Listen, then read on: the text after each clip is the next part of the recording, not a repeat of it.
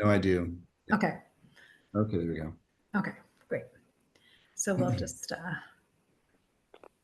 there's some people for sure.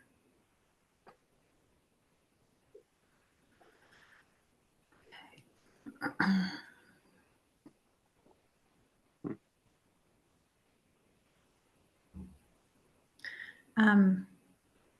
Can you hear us now, Haimin? I see a message in the chat from you that says that you can't hear us, but I'm wondering if you can now. She probably won't be able to hear, so maybe. That says a local Zoom setting. It has to say use computer audio or something like that. Okay.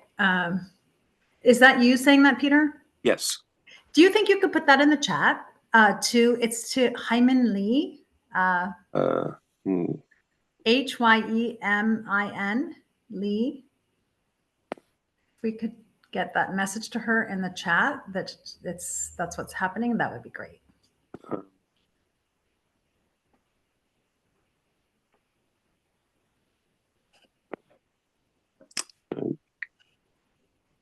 Oh, no, it doesn't want to.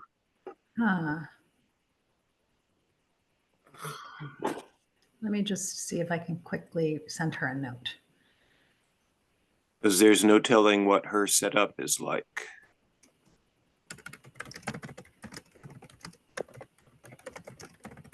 So I'm telling her, you need to change the local Zoom setting to allow audio. And I think I got that to her. Okay.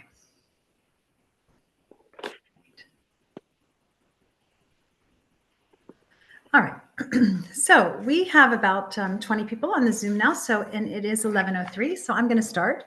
My name is Shawna Trinch. Good morning, everyone. I am a faculty member at John Jay College of Criminal Justice, part of the CUNY system here in New York. And on behalf of the Executive Board of the International Linguistic Association, I want to welcome you to our monthly lecture series that I'm organizing this year. Our first speaker today is giving the first talk of the year, and his name is Dr. Sean Smith. Dr. Smith is an assistant professor of digital discourse, literacy, and practice in the Department of Cultural Studies at Tilburg University in the Netherlands. His research examines how mediated discourse shapes development, transforms relations, and generates inequalities. In taking a historical perspective to contemporary discourses, visual cultures, and frameworks of consumption, he is particularly interested in the frictions that produce counter-hegemonic discourses and practices. He received his PhD from the University of Hong Kong in 2021, and prior to coming or arriving at the Department of Cultural Studies at Tilburg, he was a junior postdoctoral fellow for the Research Foundation Flanders in the Department of Social and Cultural Anthropology at KU Leuven. His current project investigates how concepts of nature, or the more than human environment, are transformed through social media with a focus on Oman and the Arabian Peninsula. So without further ado, I'm not going to read his really interesting abstract because I think you all had a chance to do that, but he's going to talk to us about the Anthropocene. So Sean, without further ado, you go ahead and start sharing your slides. And welcome. All right, thanks so much, Sona, for that really nice introduction. And thank you all for joining me. I'm really excited to be here and sharing some of this recent research. So can everyone see that okay?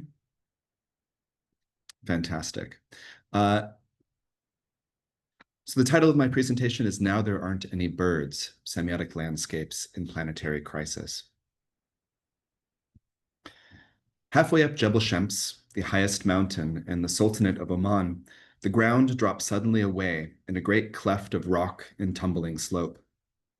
The vast canyon is a cross-section of 445 million years of tectonic shift and a dramatic testament to the power of running water, today found in ever-shrinking quantities throughout the Arabian Peninsula. It is also an increasingly popular tourism destination. Visitors from other parts of Oman and around the world hike the Balcony Walk, a trail that proceeds below the canyon rim to an abandoned village, and, if one knows where to look, a cave overlooking a pool of water, the immense silence of the landscape, broken only by the occasional bleating of domestic goats.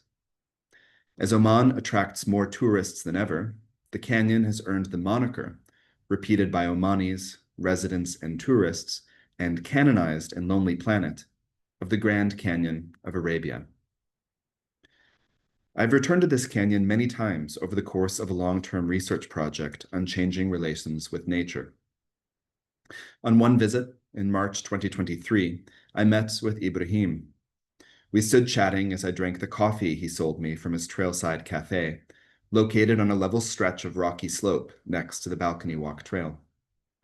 A resident of the nearby village from which the trailhead starts, Ibrahim launched his cafe that season, part of the rapidly expanding tourism trade in the region.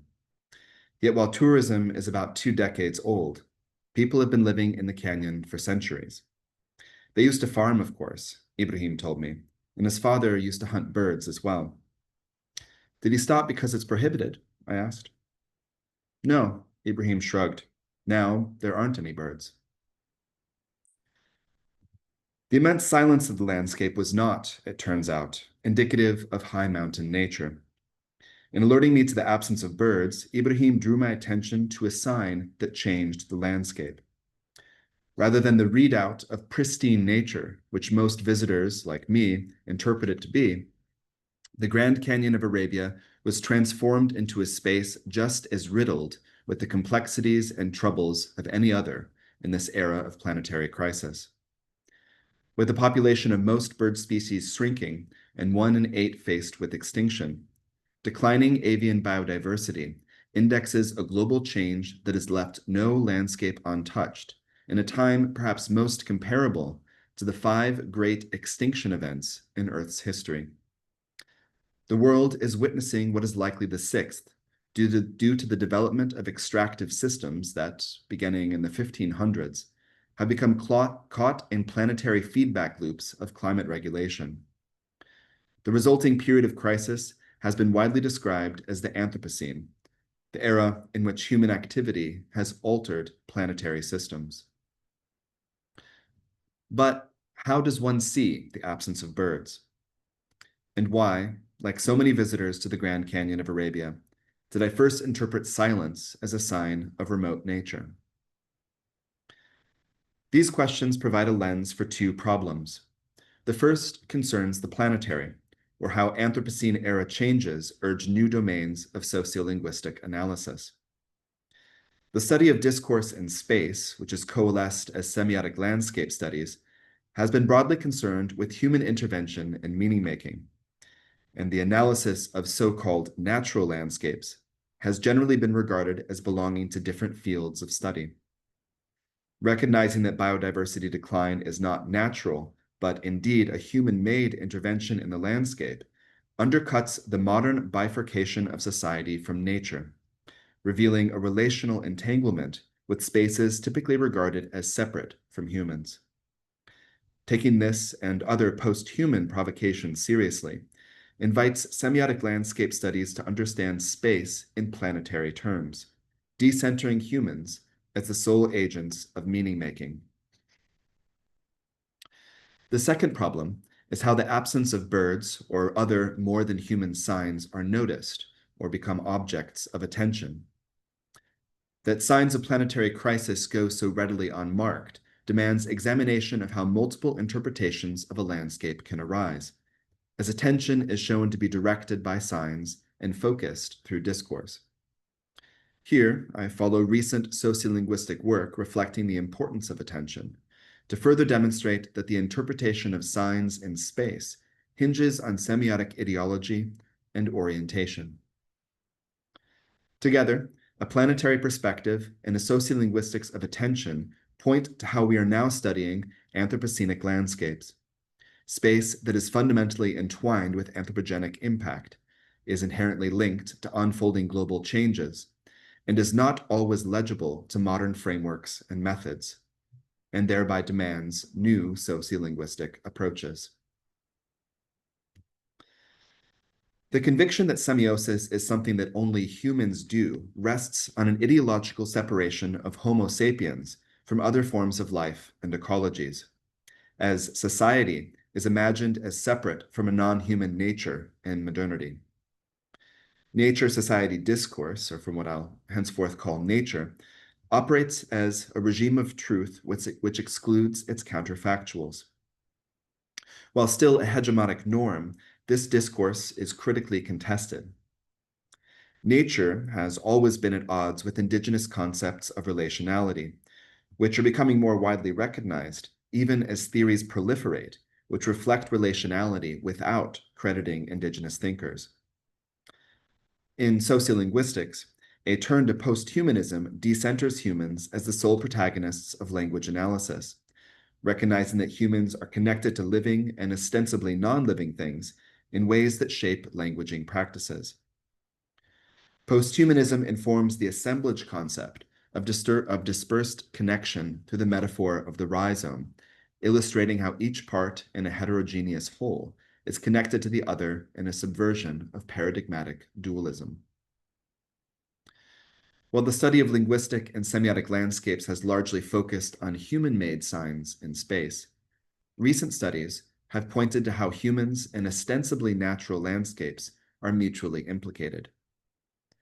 Placards on nature trails have been shown to invoke the presence of unseen fauna, while municipal signage is demonstrated to cultivate relations with more than human landscapes. Further unsettling nature is Gavin Lamb's study of sea turtles and monk seals in Hawaii, where these animals' meaning-making transforms the beachscape and alters how humans emplace signs. As he asks, what human meaning-making has not been inscribed by the more than human landscape? These theoretical advances suggest a new perspective for semiotic landscape scholarship, that all space, including supposedly natural landscapes, may be a focus for semiotic analysis. The absence of birds at the Grand Canyon of Arabia provides a case for testing this claim. Nominally, birds or their absence is not a sign, but a non-human feature in a natural landscape, a concern for local residents or biologists, rather than for sociolinguists or semioticians, whose focus is relegated to meaning-making resources produced by humans. The absence of birds, however, is human-made. Ibrahim and his father both told me separately that they cannot say for sure what happened to the birds, as did a British ornithologist who has lived in Oman for 5 years, working in environmental consultancy. Such a large-scale drop in the avian population, the ornithologist explained, is difficult to pinpoint given the context. While habitat loss, hunting, overgrazing, and climate change are all impacting the region, many species of birds in the Arabian Peninsula are migratory, so regional population can be decimated by events taking place thousands of kilometers away. While the disappearance of birds from Jebel Shams is likely some combination of many such factors, the agency of humans is unmistakable and is merely another instance of a process being witnessed around the world. The argument can nonetheless be made that biodiversity decline is not a deliberate way of making meaning in the landscape.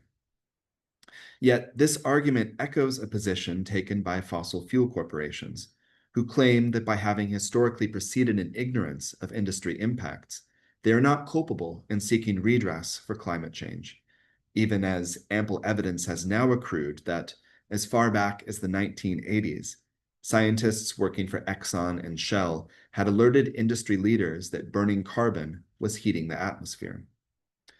What can be seen instead is that fossil fuel corporations have engineered ignorance, deploying it as a resource in producing acquiescence to their operations. We may wonder, similarly, whose interests are served in maintaining focus only on those landscapes which are deemed to be deliberately constructed. In any case, it is not always clear what actions will produce meaningful inscriptions in the landscape. One has only to look to David Carlander's study of the municipal erasure of graffiti, in which the lingering smears alluding to its former presence communicate not clean upmarket spaces, but a regime of control, hardly an intended outcome by city authorities, and another example of silence speaking magnitudes. For students of environmentalism, the silence produced by an absence of birds at the Grand Canyon of Arabia likely sounds familiar. It is, after all, the same human-made sign identified by Rachel Carson in her 1962 book, Silent Spring, which linked pesticides to biodiversity decline and launched the modern environmental movement in North America. As Bernard Purley and Henrietta Black go on to show, this silence is emblematic not just of chemical-driven avian death, but of the centuries of settler colonialism that silenced indigenous languages and lifeways. Planetary crisis, in other words, is deeply rooted in coloniality. It is this critical understanding of what many call the Anthropocene that ultimately disenfranchises the argument that sociolinguistics and Semitic landscape studies can only evaluate the human. There is, in effect, no space without human imprint. As Farhana Sultana describes in her formulation of climate coloniality, the catastrophic floods, heat waves, and fires that are mushrooming amidst rising global temperatures are signifiers of extractive capitalism. That the planet itself is a meaning-making actor comes into view through its responses to human activity, as the systems regulating climate entangle with burning fossil fuels. What Deepesh Chakrabarty calls the planetary, a perspective to which humans are incidental, underscores that all landscapes are semiotic, and humans and even ostensibly non-living things are agents of semiosis. Yet as the conversation with Ibrahim at the beginning of this talk discloses, these ubiquitous signs of planetary crisis are often unmarked. Why these signs are unmarked is a question of semiotics and of space. Signs in space are interpreted through an interaction of ideology and power. As Doreen Massey observes, space is a sphere of possibility as multiple trajectories coexist with others. Yet globalized capitalism narrates a single and unified trajectory that excludes multiplicity. Power also circumscribes the emplacement of signs, further impacting how space is experienced. As Jackie Lowe shows, the linguistic landscape comprises a fundamental dimension to the materiality of space, and it intersects with how space is conceived. It is this nexus of materiality and conception that produces the social space of interaction and experience. In the trajectory of modernity, nature, in discursively conceived space, is separated from human society, a condition further produced by uneven development. Capitalism's inherent logic, in which capital is differentially invested and continually relocated in the pursuit of accumulating exchangeable goods. While the absence of capital ostensibly signifies nature, human beings have produced whatever nature became accessible to them. Even as capitalism's production of nature undercuts nature-society dualism, it is through capitalism that this discourse persists, and that so many signs of the Anthropocene go unmarked. The interpretation of a sign can be understood as a function of semiotic ideology, a collection of shared assumptions about what signs are and what they are doing in a landscape. The circulation of discourse through mediatory practices and technologies produces a semiotic ideology, even as discourse produces a landscape which this ideology interprets. Yet discourse shapes the way entire landscapes are interpreted. A perceiver of a landscape does not identify and interpret every sign possible to be sensed, and what signs draw human attention is also a function of ideology. As Sarah Ahmed's work on phenomenology illustrates, signs are marked through orientations, which shape how individuals inhabit and understand the space around them. Building on her thesis that emotions are directed at objects in space, she argues that directional lines of orientation bring some objects closer to one's body, while others remain obscured or marginal. Individuals line up according to sedimented lines of social reproduction. As orientations around hegemonic ideologies gather force and enlist others to join the same directional line in space. Resultant schemas of attention emerge out of more fundamental orientations in sociocultural and political life, such that what appears depends on one's point of view. Attention is a key staging ground in the interpretation of landscapes, guiding an interaction with space that is informed by discourse. As attention orients which signs are identified in space, one landscape out of multiple possible interpretations comes into focus. Recent sociolinguistic studies of landscape have also marked the importance of attention for understanding space, and especially spaces of crisis. In her examination of contested Crimean landscapes, Natalia Volvach shows that the sensitivity towards space, that is, the ability to pay attention, delivers essential insights into what is present only as barely discernible traces. As the unmarked absence of birds likewise indicates, the study of planetary crisis demands a sociolinguistic theory of attention. Such a theory might draw insights from Anna Singh's call to develop arts of noticing, which in multi-species studies alludes to paying attention to non-charismatic forms of life and other lively elements in a landscape against which modernity conditions ignorance. Developing new attentional repertoires can unveil an entirely different landscape, as assemblages of formerly unnoticed and unseen life draw into focus. Leonie Kornip's, Anna Doimert, and Alistair Pennycook's proposition of a sociolinguistics of attunement, in which human interrelations with more than human agencies and temporalities are brought to attention, may thus offer a way forward for semiotic landscapes in planetary crisis. With this theory in place, I want to now turn to my case study, and specifically my discussion of the balcony walk, which emerged here from an ethnographic and discourse analytic study empirically grounded in 18 weeks of fieldwork in Oman. Between March 2022 and March 2024, I engaged in participant observation at numerous tourism sites and recorded 43 interviews in English and Arabic with citizens, residents, and tourists. Many more conversations were not recorded, but rather written up in field notes, as many of the people who helped in this research preferred to not be formally interviewed. Also during this 2-year period, I maintained an active digital presence within local networked communities on Instagram, interacting with users, collecting screenshots, and making my own posts. In order to collect a broader sample of tourism perspectives than interviews alone would allow, I have further drawn upon public digital data. In March 2024, I collected 482 Google reviews from the Balcony Walk hike listing on Google Maps. Of the 482 reviews posted between the 13th of October 2017 and the 3rd of March 2024, 308 contained text written in one of 14 languages. I used Google Translate to create an English text of all non-English reviews, and then manually coded all 308 reviews using a combination of open and selective coding.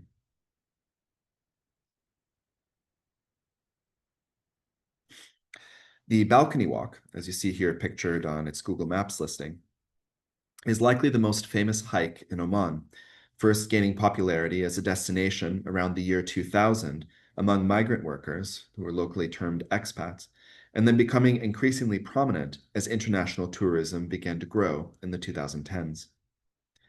Today, the balcony walk is part of the standard tourist route in Oman, as a Quebecois tourist described it to me in February 2024.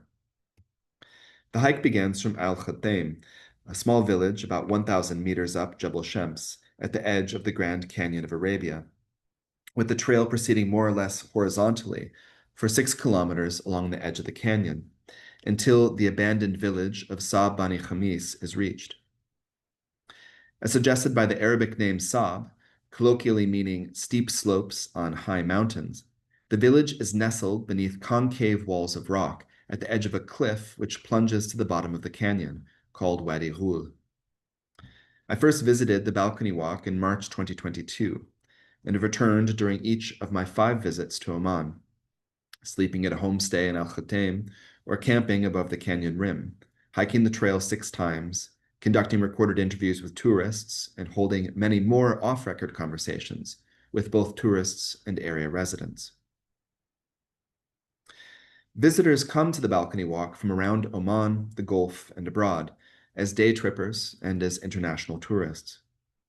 Ethnographic and digital data reveal a profound orientation around nature discourse among visitors, supporting a shared semiotic ideology that frames interpretation of the canyon and generates an attentional line in which signs that contradict nature are typically unmarked.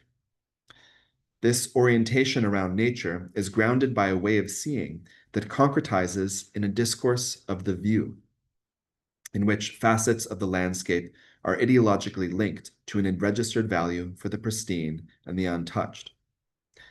In this discourse, signs are not seen as human authored, but are rather natural. Hiking the balcony walk, visitors collocate the view with nature, such as one reviewer writes in German, unique views and great nature. Repetition of the view and nature suggests a fungibility in terms. One reviewer writes in Dutch that it is a fantastic walk with amazing views next to an impressive canyon, while another, in English, reports, the magnificence of nature humbles humans. We are mesmerized by the awesomeness of the canyon formation. The emphasis on visual consumption of a landscape that is separate from human social life recalls the primary form of interaction with the environment that has characterized tourism since the 19th century. The separation of humans from the allegedly natural landscape can also be seen in an Arabic language review, which emphasizes feeling, yet highlights distinctly visual elements of the canyon. These impressive features are ascribed to the work of God, with attention to the pool of water indicative of a more localized interest in a region where water is scarce. A very large water lake was formed that retains water throughout the year, even during periods of interruption and rain. There is also a large cave near the lake from which water falls and drops. The visitor to the region of Saab Wadi Bani Khamis feels the comfort, the beauty of the place, and the vocabulary of nature created by the Almighty Creator. Across cultural contexts, however, the Grand Canyon of Arabia is interdiscursively linked to an orientation around the Grand Canyon in the United States. The global circulation of Grand Canyon imagery supports the development of what John Urry terms a hermeneutic circle, as tourists at the balcony walk seek an image of what has already been seen elsewhere. On one occasion, at a guest house in a town below Jebel Shems in February 2023, a Polish tourist described his balcony walk experience. "I don't know the Grand Canyon," he said, looking expectantly to me, an American. He was disappointed when I told him I had not seen the famous site in Arizona. "Oh, well, I think it is like that." So too did many Google reviewers, such as one writing in Czech. "A truly amazing experience. You don't have to go to the Grand Canyon. Here is the second largest. Adrenaline and wonderful views." The Grand Canyon is repeatedly linked to the discourse represented across languages as the view. In September 2022, as I approached the balcony walk trailhead, a pair of French tourists stopped to tell me about the view I was about to experience. "It's like the Grand Canyon," one said. As another Google reviewer wrote in English, "This is probably the most picturesque walk I've ever taken. I couldn't help myself and had to make stops every few meters or so just to admire these monumental views. Truly Grand Canyon of the East, no doubt." As a reviewer put it simply, in Spanish, the Grand Canyon of Arabia, worth it for the views. The worth of this view orients the interpretation of space through a shared semiotic ideology, in which the canyon formation is the focus of attention as it indexes the broader discursive formation of nature. Yet this interpretation is merely one among many possible framings of the canyon, as the history of the USA's Grand Canyon reveals. The Grand Canyon in the USA is one of the largest geologic formations of its kind in the world, developing over 2 billion years into a vast canyon almost 1,900 meters deep. Today, it's the third most popular national park in the United States, with 4.9 million visitors in 2024. Yet its popularity is comparatively recent, even within the roughly 250-year tourist practice of consuming natural landscapes. Prior to European conquest and settlement, the Grand Canyon region was home to numerous peoples, including the Havasupai, the Hualupai, and the Southern Paiute. In 1540, Spanish soldiers, led by indigenous Hopi guides, were the first Europeans to see the canyon, and they possessed few frameworks for interpreting or ascribing value to the region as anything more than an obstacle to overland travel. As recently as 1858, the canyon was described as altogether valueless by its first American visitor. The identification of the Grand Canyon as a site of visual value began with the arrival of European and American artists and photographers in the latter half of the 19th century. Of these, Thomas Moran contributed most to recognition of the canyon as an extraordinary site and marker of national pride. And Moran's 1873 painting, here you see, Chasm of the Colorado, the continuation of a romantic legacy prefigured by J.M.W. Turner, is evident in the sheets of rain tumbling past the mesa's escarpment, locating the canyon as a new site for encountering sublime nature. This most famous early depiction of the canyon seems to anticipate the site's uptake as a discourse to which reality is secondary. The perspective Moran creates is a composite of views onto the canyon, enabling an upward tilting gaze which no actual place could provide. The proliferation of views like Moran's was essential in cultivating a value for such rugged desert landscapes, which had formerly not fallen within the purview of the tourist gaze. The inauguration of the Grand Canyon National Park in 1919 represents the culmination of a process of enregisterment, as the canyon became the source of a visual and affective semiotic register that circulates through linked discourse events in what Asif Agha calls a semiotic chain. The discursively produced Grand Canyon USA forms a globally circulating template for how both international tourists and residents encounter the Grand Canyon of Arabia, illustrated in a post by Mahmoud, an Omani tour guide. With the juxtaposition of videos from Arizona and Oman, the two Grand Canyons are dialogically interlinked in both visual and spoken discourse. As of my last visit to the balcony walk at the so-called Grand Canyon of Arabia in February 2024, relatively few human-in-place signs marked the landscape. At the parking area in the village of Al-Khatem, a sign in Arabic and English demarcates the path as the W6 trail, marked in red on a fading relief map. Yet visitors must ask about the trailhead or simply wander, walking past a souvenir stall and a few newly built accommodations to find the red, white, and yellow flags painted on rocks that signpost trails in Oman. Aside from two cafes serving coffee, created in the 2022 to 2023 tourist season, there is no other signage until one has passed most of the ruins of the abandoned village, where Saab Bani Khamis is spray-painted in Arabic and English on a rock next to the mosque. Most of these markers were not present when I first visited the balcony walk in March 2022, so the emplacement of further signage is likely. But to date, most visitors instead navigate the trail through digital inscriptions. In Oman, the most important platforms through which both locals and tourists acquire information are Instagram and Google Maps. Should mention that TikTok is blocked in Oman, with one respectively providing inspiration and the second logistics. As one Omani tour guide who has visited the balcony walk many times explained to me, most people see pictures, then they go to Google Maps, then they go. A tourist from India who lives in Dubai followed a similar route to arrive at the trail. My friend was visiting Oman, and I saw a balcony walk on her Instagram story, and it looked quite cool. Balcony walk was just one of those things I Googled. The pictures looked good. The link between a visual pre-tour narrative, Google Maps, and arriving at the balcony walk suggests what Yanis Androutsopoulos calls a mediatized online-offline nexus, supporting a continuous landscape informing practice, as tourists are not just motivated to visit the balcony walk, but are instructed in how to take their own photos and when they arrive. As one Google reviewer writes, "Gorgeous hike, easy park at the start, and Google Maps is accurate. The hike can be done in a few hours, but leave extra time for a serious amount of photos." Similar to the interaction with tourism sites around the world, the encounter with mediatized representations of the balcony walk subsequently orient the mediated actions of visitors as they navigate the space, actions which are subsequently digitally remediated.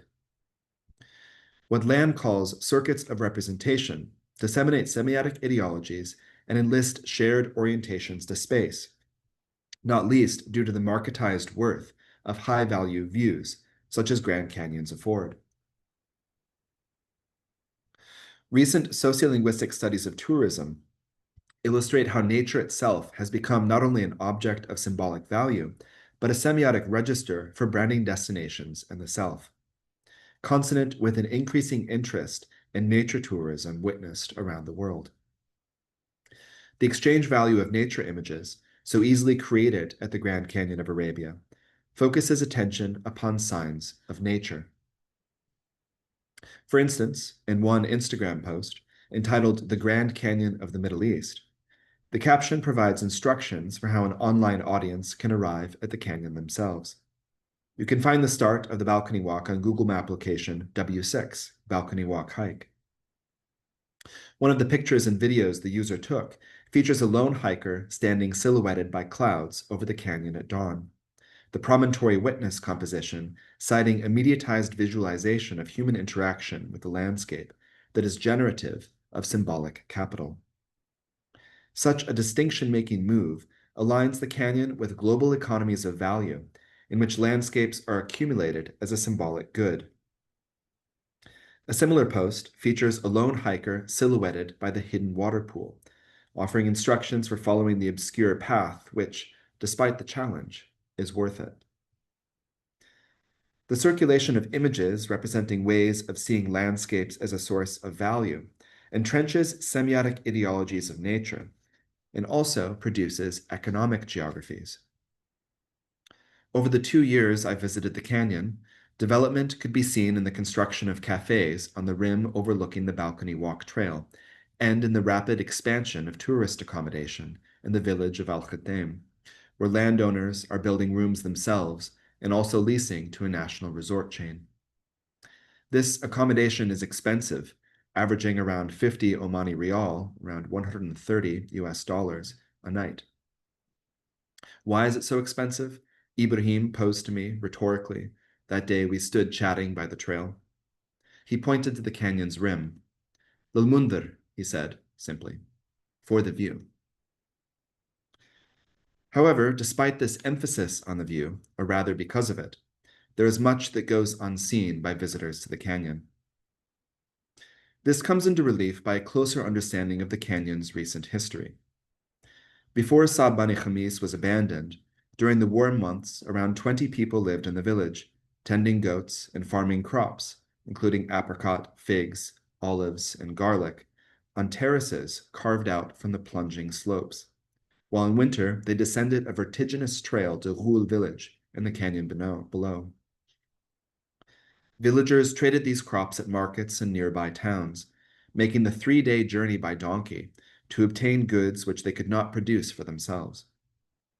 Life on the mountain was abundant, not only birds, but animals such as Arabian tahir and wolves, which are now entirely gone from the region, could be seen up until relatively recently.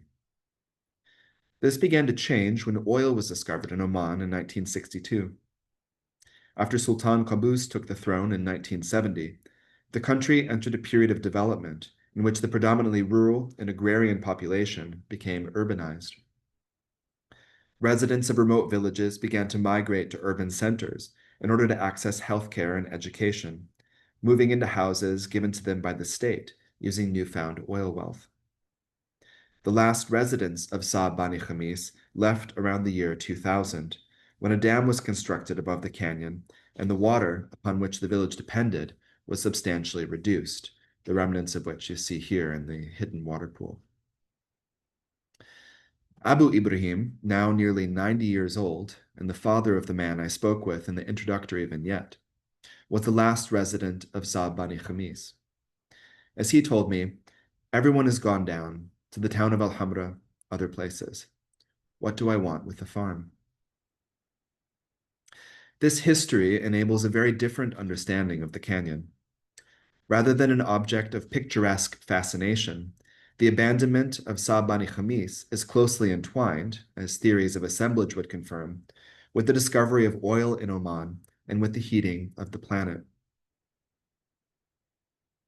The canyon's nature is shown to have been drastically changed over the ensuing decades, as the burning of fossil fuels and entrenchment of modernity not only vanquished many of the birds, but also other flora and fauna, as well as human lifeways centuries, if not millennia old. The pool of water, widely noted by tourists, is but a remnant of the waterfall that used to stream down from the canyon rim even without great rains. And yet not a single tourist, online or who I met in person, mentioned or seemed to know of the dam, which you see here in the yellow circle above the lower yellow circle, which is the hidden water pool.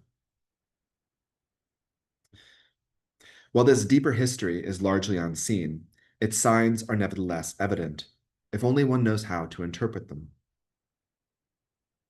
What prevents these interpretations is the dominance of a semiotic ideology in which signs are not indexically linked to non-natural sign makers, or sign vehicles, per Keene's terms.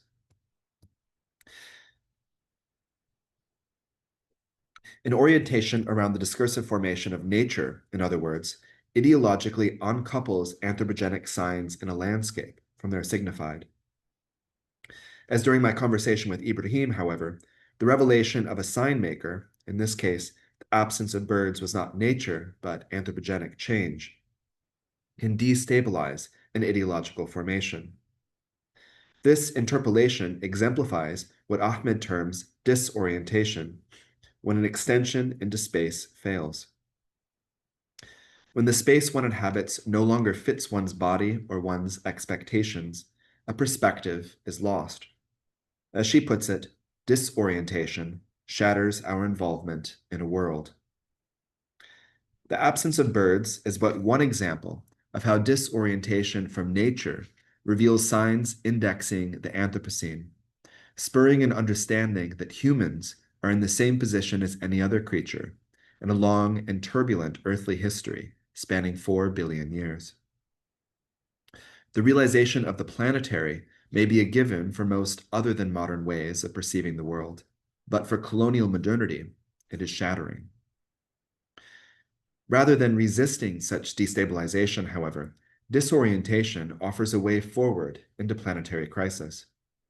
As Ahmed writes, moments of disorientation are vital.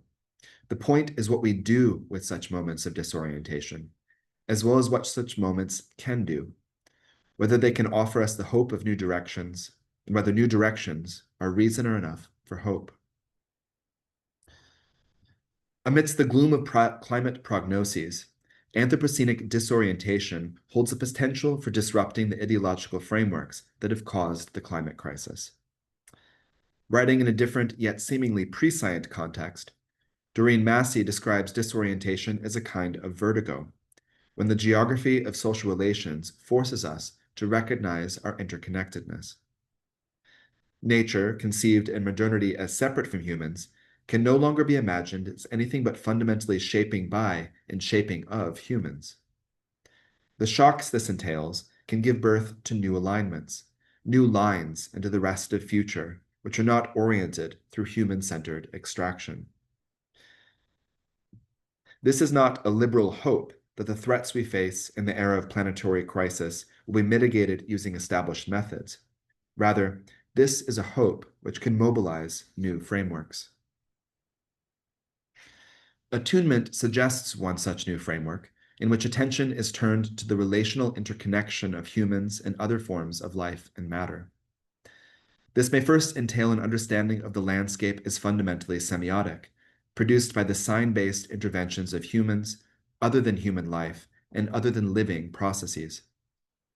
Orientating around relationality and entanglement, rather than nature, presents sociolinguistic problems that have been identified in other recent studies, which may be broadly termed post-human. Attunement challenges the linearity of modern space-time, as identifying a sign of entanglement often demands a view toward histories that are not immediately legible or are even excised from the landscape. As an individual interacting with a landscape, the researcher's subjectivity and sensitivity to space, that is, their ability to pay attention, delivers insights into what is absent or what is present as only barely discernible traces. While attention circulates in a political economy and for structural reasons is available to some more than others. A post-human sociolinguistics of attention would not put the agency of attunement entirely within human hands. Whether it is through the absence of birds or a catastrophic weather event, the interventions in space of more than human life and the planet itself are making some signs impossible to miss. Thank you. I look forward to your questions. This is all part of a forthcoming paper with Language and Society, and please feel free to scan for references there. I can put that back up here after I stop sharing. Wow, thank you so much, Sean. That was so enlightening, disturbing, and so incredibly important. So we can take some questions now. I'll give you guys all a minute to absorb everything that Sean just laid out for us.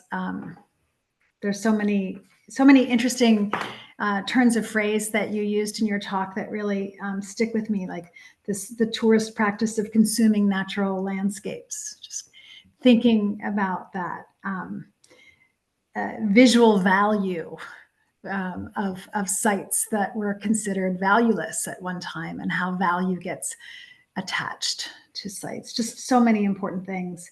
The way that images produce this collective way of seeing for us now. I mean, there's just so much in your talk. And are there any questions?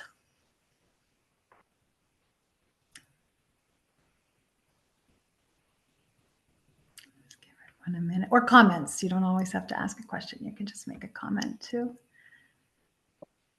Can I share my screen and put the references back yeah, up here? Go ahead. Yeah, Catherine has a question. Thank you, Catherine. Hello. Hi.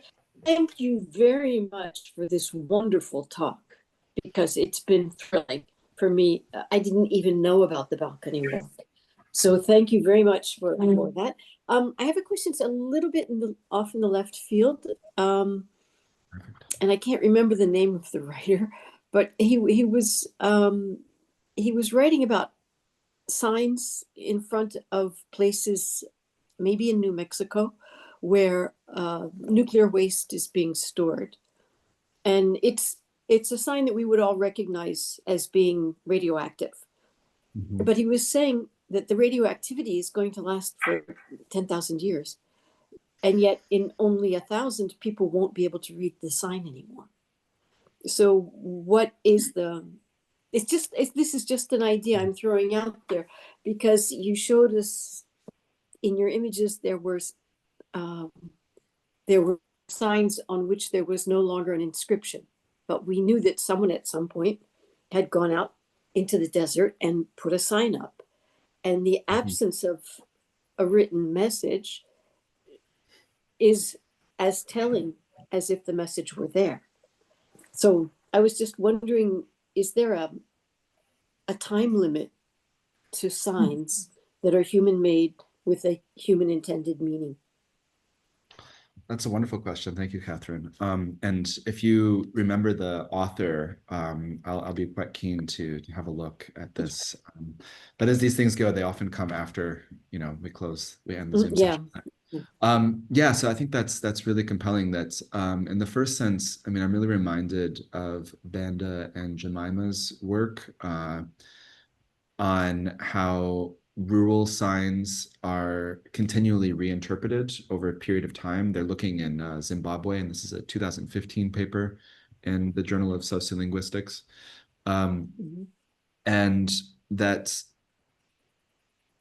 the weather's impact on a sign that was formerly legible still retains meaning, but it often depends Mhm. on the surrounding community's ongoing reinterpretation of this sign. Mhm. Sort of, if you want to think about this in terms of communities of practice or whoever happens to be using it, that the sign itself continues often to have meaning, but the meaning is entirely contingent on its sort of reinterpretation and the shifting situation in a given context. So in this case, there are multiple different ways of looking, I think, at a sign as well. In the context of the balcony walk, if you have this signpost where it's formally marked the way to the hike and people can't necessarily read that anymore, for people who live in the village of Al Khatem, they don't really have much use for it, so it's always oriented towards visitors.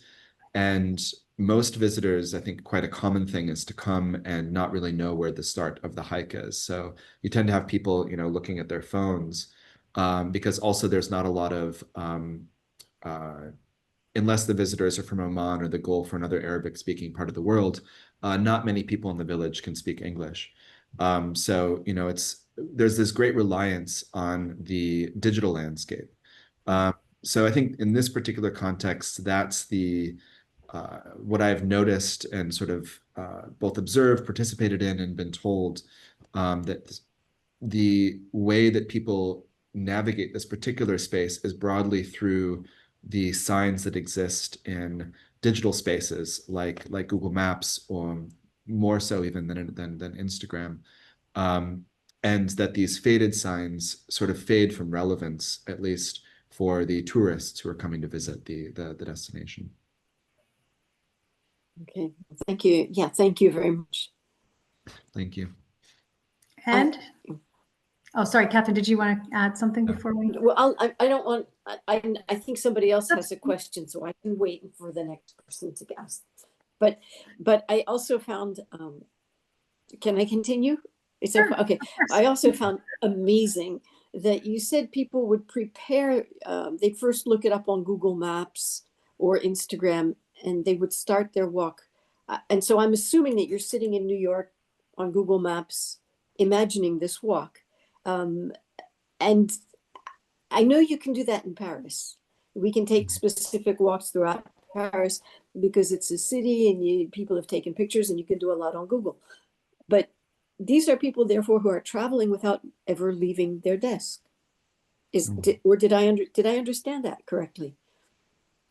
I mean, I think that certainly exists, but in the way that people that arrive in this particular place, usually there's others have called this. I mean, the anthropologist Edward Bruner calls this the pre-tour narrative, in ways that they interact with the different ephemera of this particular location. They see images of it, then they usually find its location on Google Maps. And this is especially the case for people in the context of the Gulf, where uh, people are more likely to look for things to do, especially in terms of nature, on Instagram than anywhere else. And then they'll find these locations on Google Maps. And it's you also have a lot of guides who find new places to go hiking, because hiking, and I've written about this elsewhere, is really new in Oman in particular. It's really about 10 years old among a sort of a domestic, that is Omani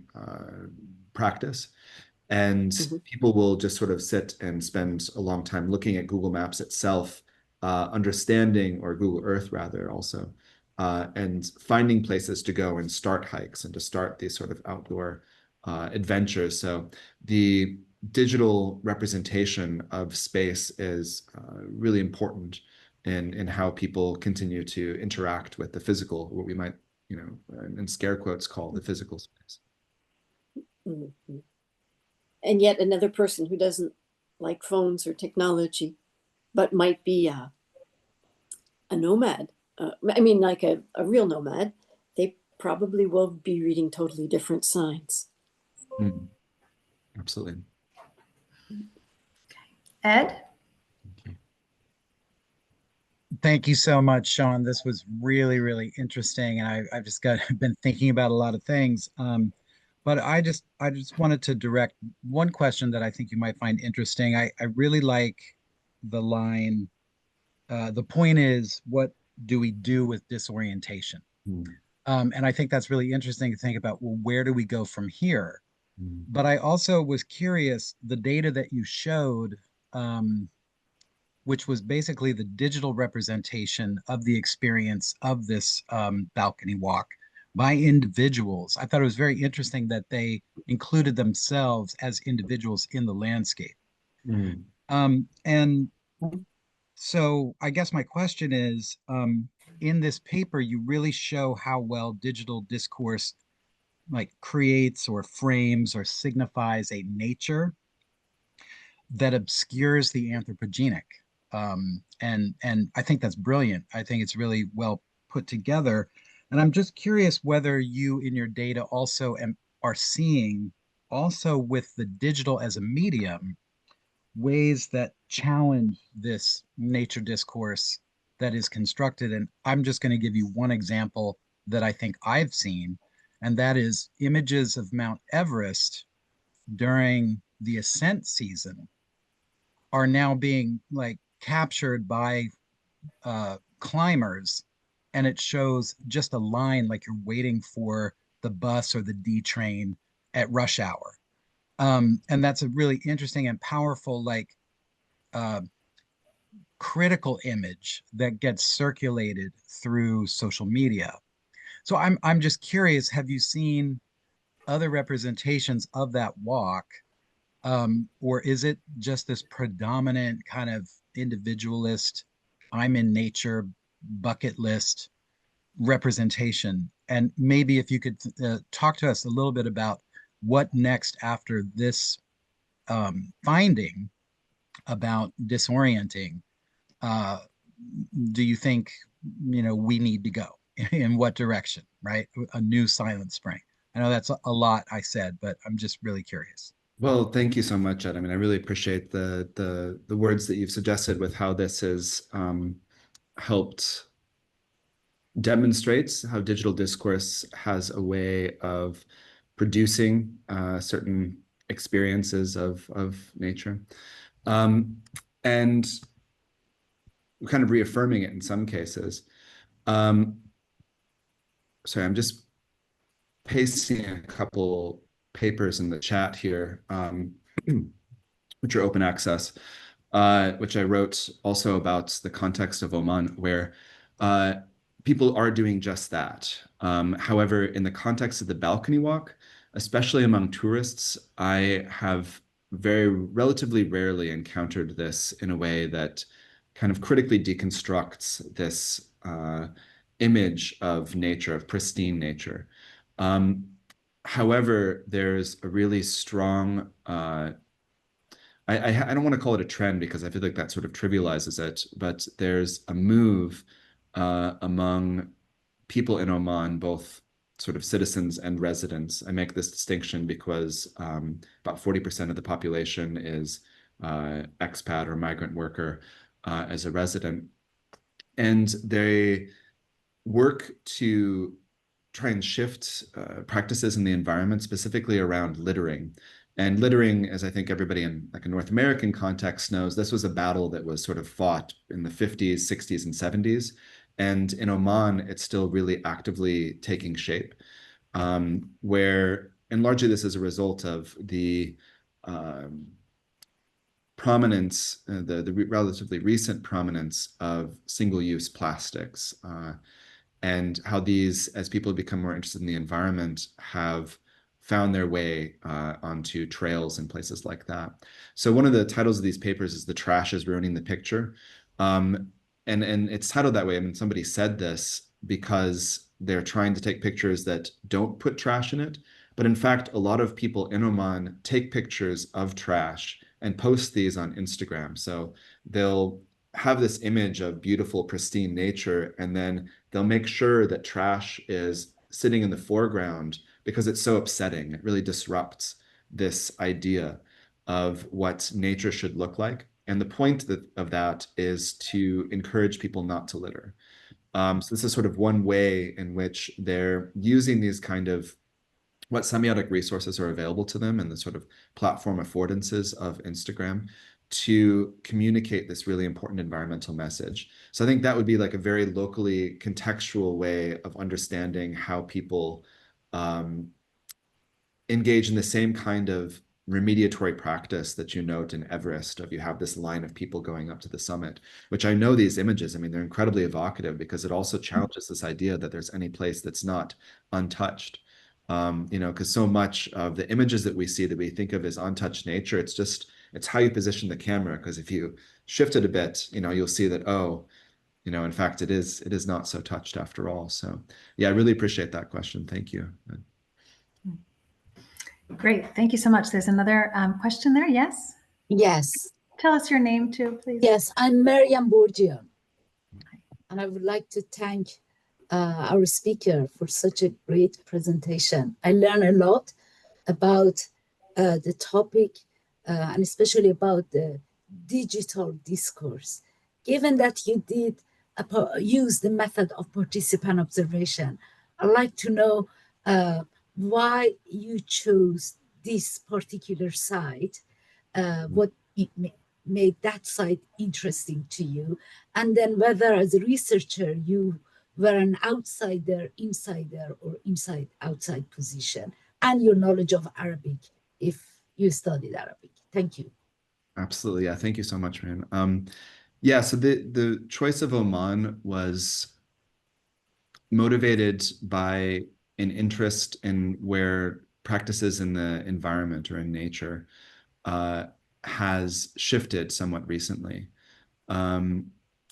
And that was me looking for a space. I also had where I could see that there was the sudden engagement with the environment. And this was in 2021.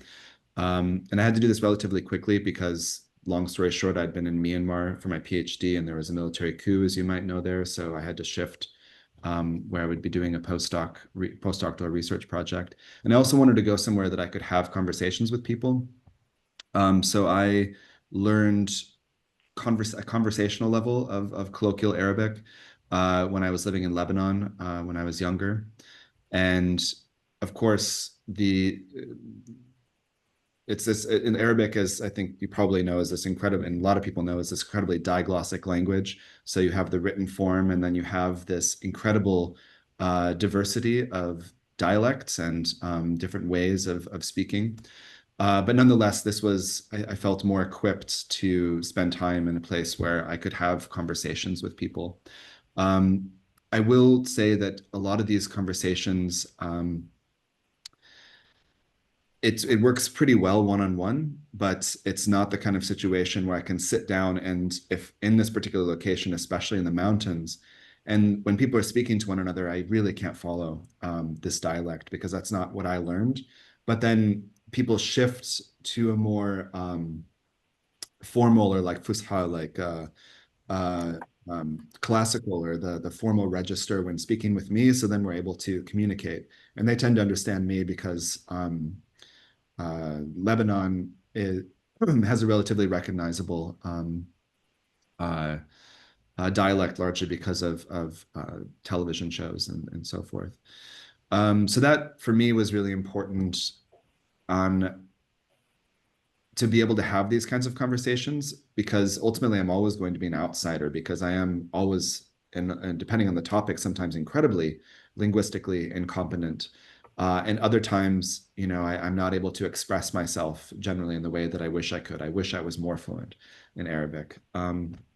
But that, I think, was often a nice starting point for spending time with people. And I think people are also quite generous with, when and finding ways to talk about certain issues. So that was my grounding in that space. And then I spent probably somewhere between 2 and 3 weeks in this particular location. And throughout Oman, it's been about 5 months or so over the course of 2 years as funding allowed.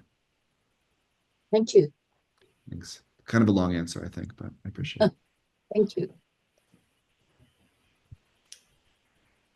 Any other questions? One of the things, Sean, that I will jump in and say is that it's so interesting to see people leaving their villages and like the abandoned villages. And your study, I'm making a comment more than asking a question, but if you could comment back. Your study really like gives us a history of what has happened and why people are abandoning the village. I mean, I think, again, many of these tourists probably think, oh, it was just too hard to live up there, so they moved, without thinking they moved to the village down below or to the town, without knowing about the damming that, you know, diminished the water supply that caused them to have to leave. And I just think that, you know, I don't know too, you know, Ed and I are also, because of you, trying to work on the Anthropocene, and, you know, we get stuck on kind of this everyday notions of Anthropocenic change or anthropogenic change, which the trash is kind of an example of that. That's not necessarily planetary change, but it's an environmental change that people can see and can focus on, because they can't see the disappearance of the birds, which is you and others might define as actually anthropogenic, as opposed to this like very clear intervention of damming that changes an entire landscape, but is still invisible to us, to most of us, especially to tourists.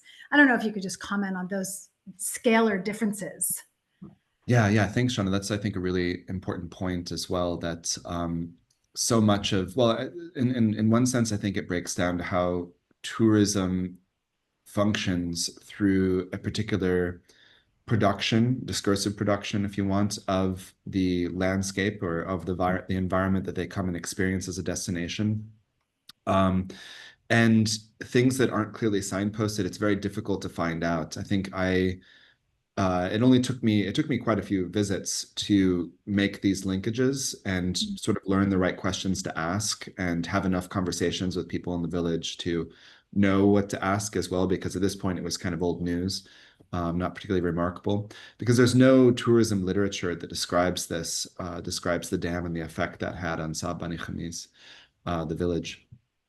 And that kind of focus on environmental change is also, I think, has to be located within context. And this is something I address in one of the papers. But Oman is also a context where it's very difficult to criticize the actions of the government outright. And the government at the same time has a real sense of responsibility for its citizens. So it results in a very different kind of governance than in the United States, where I grew up, for instance. So specifically with Oman, a lot of people were offered houses, because there are all these different communities living around the mountains that you would have to travel sometimes days, climb incredibly precipitous cliff faces to access very, very remote places. And the government was building villages that were connected to electricity and to water, and giving them houses for free. And in one sense, yes, that is helping what might be understood in, the United Nations might understand its development. But in the other sense, that was a way of managing the population, which there were various uprisings in Oman in the 1950s, and Jabal Akhtar, like Green Mountain. There was a big rebellion there against the government, and then also in Dhofar in the southern part. And that memory of sort of having a population that's trying to break away from central governance made it, they didn't want to have all of these remote, inaccessible communities, because then they could mobilize more easily. So that was also a consideration of the government, to provide infrastructure, to provide services, so that the population could be sort of more connected to the national identity. So all of these kind of factors are a part of how the tourism vision of Oman is ultimately produced, which the government is very interested in, people who live in these particular locations are interested in. And as we see, I think, in tourism around the world, it's having sort of environmental complications or political complications and for how tourists experience landscapes, unless that's, we're going to look at Berlin and we're interested in going to look at the wall from 1989 and before. People go there because they want to experience nature, and that level of texture is very difficult to bring into the tourism discourse, because there are a lot of parties that are not very interested in having that be expressed, or it's too complex. So I think all of these factors in, and that this is Oman, I think, is a very interesting place to think about how tourism discourse varies on a global stage. Wow, thank you. Thank you so much. Are there any other questions? We are after the hour, but still a lot of people on here. So if there's anyone else who wants to make a comment or ask a question. Herman, you have your camera. You're muted though, so. No, thank you very much. I found this presentation excellent and made me think a lot about a lot of issues. I just wonder how much religion also plays a role in this discourse. You mentioned, of course, many facets and many aspects, and so I'm just curious whether people go there because they're. I mean, you mentioned at one point. The greatness of this canyon as a work of God and so on. But I'm just curious whether this is also an important aspect. Thank you so much, Herman. That's a wonderful question, and I think it's one that I tried to address in one of the publications there, The Nature is Trending, because it requires maybe a bit of framing. Before the campaign of modernization and before the popularization of things like nature tourism in Oman, there was rather a different way, and there still is a different way of conceptualizing the natural environment. And one of my main arguments here is this is a historically constructed discourse that really began in Western Europe and North America, but has been globalized. And people are continually being influenced by it, but then also challenging it and reinterpreting it. In Oman in particular, the understanding among Ibadi Muslims, which is the dominant form of Islam that's practiced in Oman, Ibadism, which is different than Sunni or Shia. That understanding is that nature is produced by God, and it is something that humans can use, but humans also have a responsibility for using. And I think the Quran, if you read different aspects of the Quran, like the surah or the chapter on the bee, has a lot of really poetic descriptions of how nature is a space of shelter for people. But it is also something that people have responsibilities to tend to. So there's this term in Arabic called amana, which doesn't really have a direct translation in English. And to some extent, we can understand it that if I have amana for something, or I have with something, I enter a sort of trusteeship where I'm responsible for something that I do not own. Here I'm quoting somebody who's explained this to me.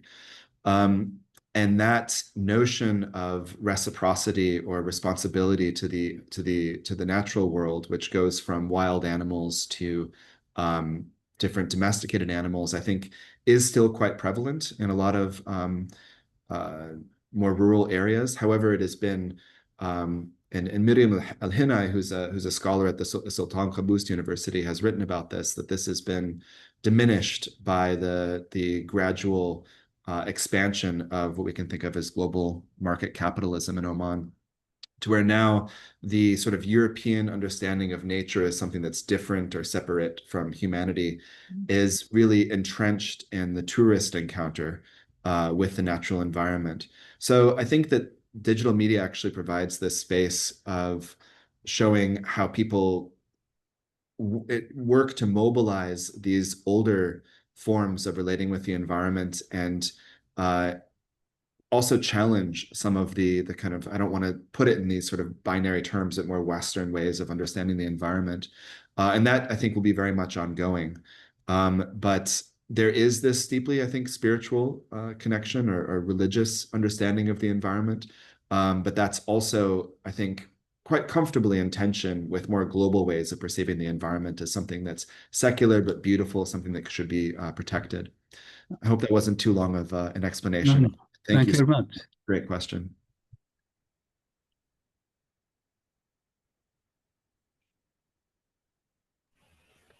Are there any other questions that are comments for Sean before we sign off today? Okay. We have some people maybe leaving the chat saying, thank you, Sean, great presentation, thank you. Well, if there are no other comments or questions, I'd like to thank Sean for being with us today and sharing this really, really important research that we all need to think about as we think about planetary crisis. Thank you so much. And what linguistics has to offer. I think that's also just brilliant. And I'm really glad that sociolinguistics and linguistics are becoming part of the conversation. So thank you, Sean. Thank you so much for the invitation, and thank you all for joining me this morning, this afternoon, wherever it might find you. Great. All right. So this talk will be on our YouTube site as soon as I figure out how to get that up there. And we'd like to invite you to our November 1st talk as well. If you're on the call today, Kelly Gonsalves will be giving a talk about multilingualism in a cleaning company in New Jersey. So be on the lookout for that. And thank you all so much and have a great day. Thank you all. Thank you. Thank you, everybody. Thank you.